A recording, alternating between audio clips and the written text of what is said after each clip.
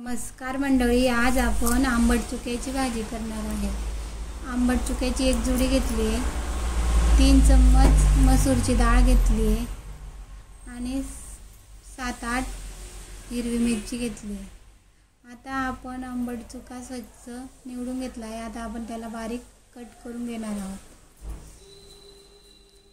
आज आपण वाटण न करता भाजी करणार आहोत, त्याच्यासाठी मी आता आंबट चुका बारीक कट करून घेते।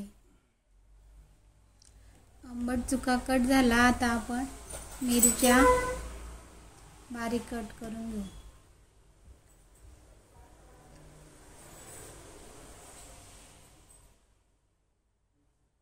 मिरच्या तुम्ही कमी अधिक करू शकता।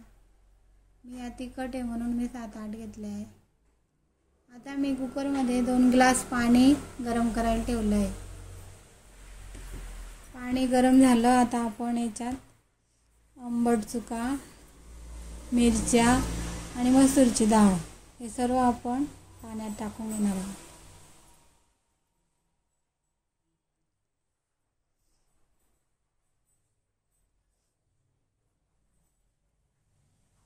मसूरची डाळ पण स्वच्छ धुवून घेतली, ती पण टाकून घेऊ। आता हे मिक्स करून घेऊ व्यवस्थित। एक छोटा चम्मच तेल टाकून घेऊ आणि एक छोटी वाटी मी याच्यात शेंगदाणे घेतले, ते पण टाकून घेतले।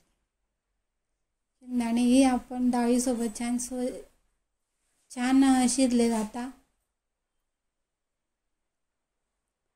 आता छोटा चम्मच तेल आणि पाव चम्मच हळद टाकून आपण कुकरचं झाकण लावून आपण या 4 शिट्ट्या करून घेणार आहोत।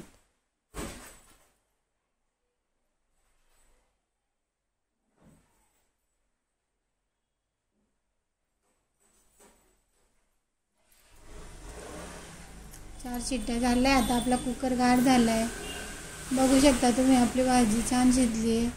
आता आपण हे चमच्याने व्यवस्थित मिक्स करून घेऊ। आता मी फोडणीसाठी कढई गरम करायला ठेवली, 1 पळी तेल टाकून घेते। आंबट चुक्याची भाजी ही भातासोबत आणि भाकरीसोबत अप्रतिम लागते। एकदा नक्की या पद्धतीने करून पहा। तेल गरम झालं, मोहरी टाकली, मोहरी तडतडली, आता जिरे टाकून घेतले। आता 7-8 लसणाच्या पाकळ्या टाकून घेतल्या, बारीक कट केलेल्या। एक मोठा कांदा मी कट करून घेतला आहे, तो पण टाकून घेते।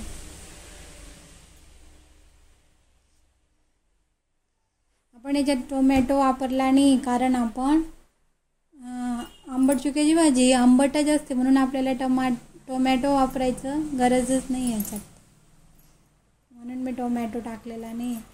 आता मी एक छोटा चम्मच हिंग टाकून घेतला। कांदा गुलाबी झाला की आपल्याला एक चम्मच मी गरम मसाला, 1 चम्मच मी चिकन मसाला टाकला याच्यात